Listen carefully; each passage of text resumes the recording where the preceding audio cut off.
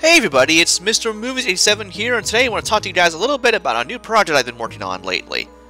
Started work on speedrunning POD 3 here, did a couple of practice runs the other day, and also my first full complete run of the game with timer and everything, and I was able to get a 131.23, which, that's pretty damn good already, I think, but there's plenty of room for improvement. I don't have like any hard and fast notes or anything like that yet. I kind of just do it willy-nilly.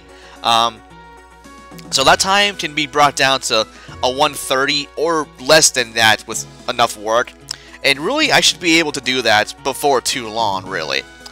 Now, right now, I'm in Chapter 9 at the Periphery, right before the Yog Modaigh boss fight here. And I got here, I'm able to get here by like the 125 mark or so. So really, after that, the boss fight itself is pretty damn easy with the strat I'll show here shortly. But yeah, there's only 4 more fights after this too. So yeah, if I did get to this point at maybe like the 122 or 123 mark or whatever, at that point then I should be able to beat the run, complete the run by the 130 or lower mark. Now before I get to the fight itself, I want to show off my setup here real quick. Now, note that I have no accessories for anyone else right now. That will, of course, change in a real run. Gabe will still have the Strengthium Rods, of course, as will Moira. Taiko and Jim will have the Heart Signet, I believe it is, to boost magic by 100, so that'll be useful there. As far as class pin setup goes, Gabe is all about the Brute Force. Brute, Hobo, Masochist to full-on boost his strength to obscene levels. Taiko, actually, I want to change his setup here. The Crabomancer is extremely OP in this run. It has this super powerful attacks, consistently high damage for the entire run, and you also picked it up very, very early on, so that's a great fit for Taiko for the entire game. Gardenar is there just because I hardly ever actually use it, but it's there all the same. So there's that. Jim also want to switch his up here. I want to give him the Elementor here. All these here, Necromaster, Elementor, and Apocalyptist, or the Apocalypt, they all boost his magic stat by crazy high amounts, so that's all I need him to do there. And Moira is pretty much just whatever. Gumshoe, Cordwainer, Dino Sorcerer. Cordwainer's nice for Soul Caliber, it's a 1 MP attack, so pretty easy to spam there. And the Dino Sorcerer for some harder enemies and also boss fights there. And anything else? Really my setup here, well, my strat for the boss fight is to really have just overpower Gabe. So what I want to do, well, what you need to have and what you should have at this point is Devil Knuckle. Yog Modaigh is weak against that, and that's our key attack here for the fight. You also want to have 4 buffs and 3 Energites here as well. You find 1 buff on the starship there earlier, and the Bank of Money you go to. I know there's more than that, I'm pretty sure. But yeah, 4 of those is plenty. And the Energites there, you really only need 1 of them to boost MP by 3. And you also want to have a couple, you want to buy a couple effect ups for them as well. I just bought out the shop of all of them, so there's that. Okay, so let's go ahead and actually show this off, like, in practice, shall we? Just skip all the text here, no one cares about that. So anyway, what I want to do first thing here, start out with 3-edged sword for some solid damage there. Moira then can just go buffs on Gabe. You want to use all 4 of them on Gabe as you go along. So let's go ahead and do that. Excuse me. Okay, so 1 more buff on Gabe there. Now, Yog Modaigh will transform after a while. I believe when he's down to, I think, less than 2/3 of his current HP, he will transform and also get a full heal.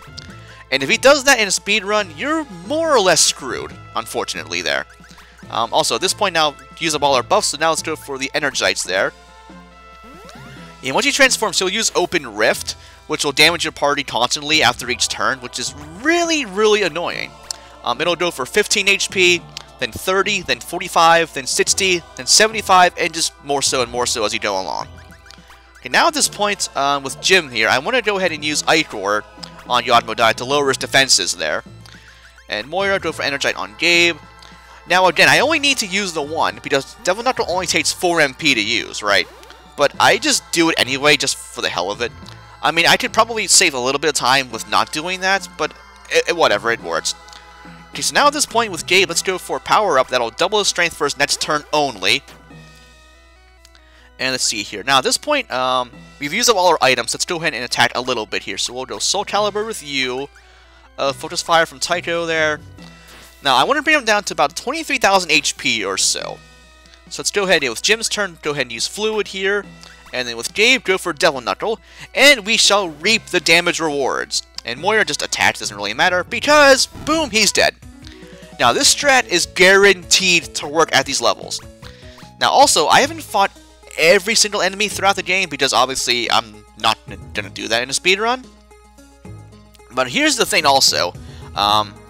Your levels are actually pretty comparable to what they normally would be in a normal playthrough anyway. You'd be, I mean, a little higher leveled, really, if you fought, like, everything so far. But, I mean, I, of course, didn't. But still, I mean, mid-upper 30s, or actually really upper 30s in general. Yeah, that's more than you need, really. And yeah, this fight, it gave me fits before, because I was able to kill him before he transformed twice in a row. Excuse me, on one of my practice runs. And I got to him later on, and I just could not do it. I mean, it was a separate run, so I mean, different RNG or whatever, different stats too, more than likely. But yeah, this way is guaranteed to work in a speedrun or a normal playthrough. And at this point, the last 4 fights are easy. There's only like 4 minion enemies, one like mini boss, or just one really powerful enemy, normal enemy I should say also, and then a boss, and then the final boss there. But yeah, at that point, that's all cake really compared to this. But yeah, so let's go ahead and just I'll stick around here. I have no idea what else I really need to do, if anything. I'll just stop right here. But yeah, as far as when I'll stream this goes, I would like to do it at least once or twice a week for a few hours each day. I mean, I can crank out a run of this in an hour and a half, so I could stream for 3.5 hours easily and get 2 full runs done. And then not only will I do like full-on runs, but I'll do practice here and there as well. Like if I need work on a certain part of the game, I'll do that as well. Okay, so that's all for me, guys. Hopefully you guys will enjoy this and also any future streams. I've been looking forward to streaming again, and the fact that I can actually beat this game also, that's pretty damn helpful there as well.